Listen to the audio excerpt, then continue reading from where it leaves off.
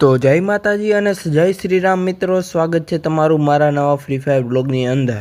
અને આજે આપણે બીઆર રેન્ક પુશ કરવાના છીએ, એ પણ મારા ભાઈની સાથે। તો ચાલો ફટોફટ આપણે કોઈ પણ જાતના ટાઈમ વ્યસ્ત કર્યા વગર આપણે આપણા ગેમનો વ્લોગ સ્ટાર્ટ કરી દઈએ। અને મિત્રો છેલ્લે સુધી બન્યા રહેજો, બહુ મજા આવી જવાની છે। તો આપણે ઉતરવાના છીએ મિલની અંદર। અને મિત્રો મિલની અંદર ઉતરવાનું કારણ છે કારણ કે અહીંયા કોઈ બંદા કદાચ નહીં આવે અને લૂંટ પણ સારી થઈ જાય। અને આપણે ડુઓમાં રમીએ છીએ એટલા માટે થોડુંક આપણે કેમ્પની અંદર પણ રહેવું પડશે, એટલા માટે આપણે મિલ ચૂઝ કર્યું છે। અને ફટોફટ આપણે મિલની અંદર ઉતરી અને આપણી લૂંટ જે છે એ સારી એવી કરી લઈએ અને આપણે ફટોફટ લૂંટી અને આગળ વધીએ। અને મિત્રો જેવું હું અહીંયા ઉતરું છું ત્યાં મને સુપર મેડી મળી જાય છે અને એક ફાર્મ હાઉસ મળી જાય છે। અને ફટોફટ આગળ આવેલો જાઉં ત્યાં તો મને એક બેકપેક પણ મળી જાય છે અને એક રિપેર કિટ પણ મળી જાય અને એક બીઝોન મળી જાય। અને ફટોફટ હું જતો હતો અને ત્યાં તો મારો ભાઈ નોકડાઉન થઈ ગયો અને કહે છે કે 2 બંદા આવી ગયા છે। એટલે ફટોફટ હું અહીંયા ગન ઉપાડું છું અને અહીંયાથી ફટોફટ આપણો આયરન મેન ચાર્જ કરી લઉં છું અને મારો ભાઈમાં નોક થઈ ગયો છે। અહીંયા આપણે ફટોફટ જઈ અને એ બંદાને પતાવવાનો છે અને ફટોફટ પેલા મારા ભાઈને રિવાઈવ કરી લઉં, પછી આપણે એ બંદાને મારી અને એ બંદો આવી ગયો છે અને ફટોફટ પેલા એને પતાવવું। અને અહીંયા હું આયરન મેનની એબિલિટી વાપરી લીધી છે પેલા, પણ એ ઓલી કોરામ ભાગી ગયો છે અને પાછો અહીંયા જ આવે છે। પેલા મારા ભાઈને રિવાઈવ કરી લઉં, પછી પેલા એને માન નાખ્યો છે મિત્રો। અને અહીંયા અરે ભાઈ સાહેબ, યાર શિટ, હું નીચે પડી ગયો। ફટાફટ મારે ઉપર જવું પડશે। હું છૂટા મારતો મેડી ફૂલ કરતો ઉપર ગયો અને ઉપર એને મારા ભાઈને હાવ નોકડાઉન કરી નાખ્યો, હાવ મારી નાખ્યો હતો। પણ કાંઈ વાંધો નહીં, મેં એ બેને પતાવી નાખ્યો અને મારું 3 અને 4નું ડેમેજ જ જોઈતું, ખાલી 3 અને 4ની જ મારામાં હેલ્થ બચી। માંડ મેં એ 2 બંદાને આખી ટીમ એની વાઇપ આઉટ કરી નાખી અને એ 2 બંદાને મોરો દઈ દીધો। અને હવે ફટોફટ મારા ભાઈને રિવાઈવ કરી નાખું કારણ કે એને બહુ જાજી ગોળીઓ ખાઈ લીધી, એટલે હવે એને રીએનિમેશન જુસ્સુથી રિવાઈવ કરી નાખું। ફટોફટ ફ્રીજમાં જઈ અને એને રિવાઈવ મશીનેથી રિવાઈવ કરી દીધો અને એક દિમિત્રી લઈ લીધી અને 2 સુપર મેડી લઈ લીધી। અને હવે આપણે ફટોફટ જઈશું, આગળ વધશું। એટલે પેલા મારો ભાઈ નીચે ઉતરી લે ત્યાં સુધીમાં હું પણ થોડીક અહીંયા લૂંટ કરી લઉં, એ પણ થોડીક લૂંટ કરી લે એટલે પછી આપણે આગળ વધીએ। અને છેલ્લા સુધી વ્લોગમાં બન્યા રહેજો, લાઈક શેર સબસ્ક્રાઈબ કરી દેજો અને ફોલો પણ કરી દેજો અને કોમેન્ટ પણ સારી એવી કરી દેજો। હવે આપણે ફટોફટ નીચેની તરફ જે પણ કંઈ સારી લૂંટ બૂટ હોય તો એ લૂંટી લઈ અને પછી ભાગી અને અહીંયા પેલા આયરન મેન ચાર્જ કરી લઈએ અને ફટોફટ આપણે આયરન મેન પણ ચાર્જ થઈ ગયો છે। અને હવે આપણે અહીંયા જે કાંઈ ગન બન વહીતી હોય એ ગન બનની લૂંટ બૂટ કરી લઈ, કારણ કે મારી પાસે ગન પણ સારી નહોતી, એટલા માટે ફટોફટ કંઈક સારી ગન બન મળી જાય તો એની લૂંટ કરી લઈ અને પછી આપણે ભાગી ક્યાંક બીજે બંદાઓને મારવા। અને આજે બુયા કરવાના એ તો પાકું જ છે, કારણ કે અમે 2 ભાઈ દોનો તબાહી ઉતરી ગયા છીએ બરમુડા મેપની અંદર અને ફટોફટ આજે બુયા કરી જ નાખવા છે।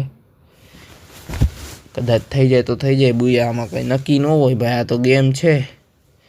હવે ફટોફટ આપણે અહીંયા આ છેલ્લું એક આ ફેક્ટરી સાઈડનું મિલ સાઈડનું આ એક જે ટેન્ડર છે અહીંયા ફટોફટ લૂંટી લઈ અને પછી ભાગીએ।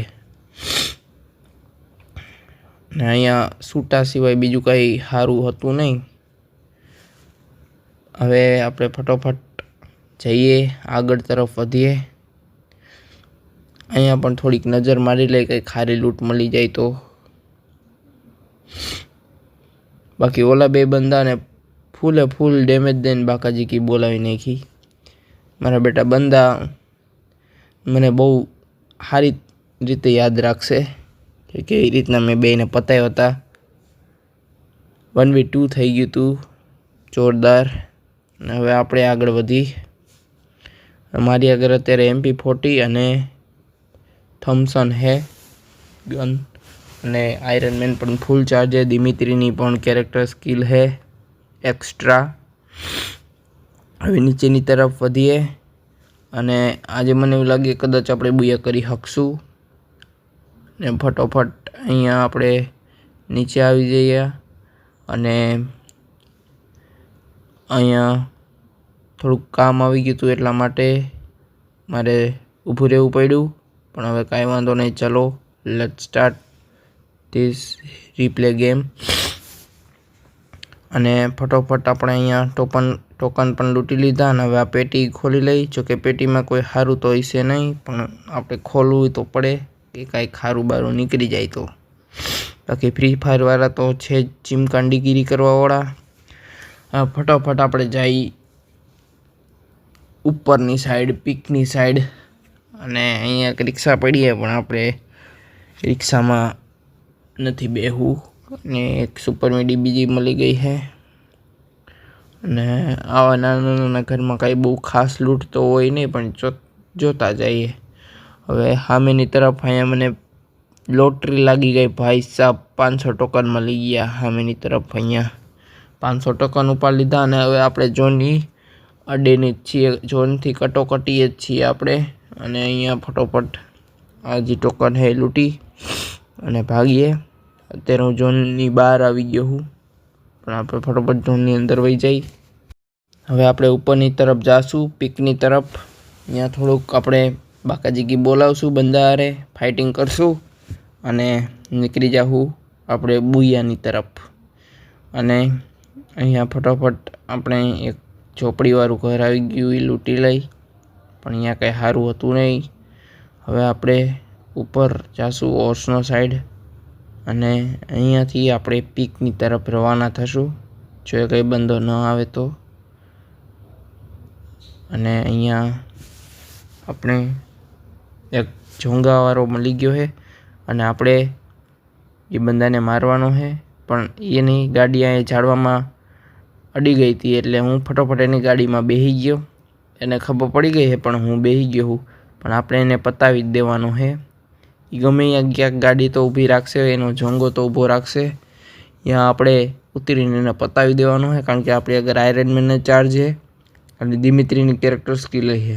એને અહીંયા ઝોનની બારોબાર જ રાખી અને એની આગળ છોટો છે, પણ એ મને મારી નહીં શકે, કારણ કે એની આગળ એને મેં ઓલરેડી સોનિયા બનાવી દીધી હતી. અને અહીંયા ફટોફટ આપણે એની લૂંટ લઈ હારી એનામાં જે હોય. અને અહીંયા ફટોફટ મારો ભાઈ આવી ગયો છે લૂંટ કરવા. અને હું હવે પહેલાં મેડીમાં લઉં, સુપર મેડી. અને પછી આપણે જઈએ પીકની તરફ અને આ મફતનો જંગો ઉપાડી લઈ, કારણ કે એની આગળ હતો એટલે હવે એ આપણો થઈ ગયો છે, આપણા નામે લખાઈ ગયો છે. એટલે આ જંગો ઉપાડી લઈએ આપણે. હવે ફટોફટ આપણે પીકની સાઈડ જઈ અને પીકની સાઈડ કંઈ સારા બંદા મળી જાય, ફાઇટિંગ કરીએ. અને અહીંયા ફટોફટ મારા ભાઈને પણ હું ગાડીમાં બેહાડી દઉં ઝોંગામાં. અને અહીંયા મારો ભાઈ ગાડીમાં બેસી ગયો છે. હવે આપણે જઈશું ઝોંગો લઈ અને ઝોનની અંદર આવી ગયા છીએ. અને હવે ક્યાંક બંદા મળી જાય તો પતાવી દઈ.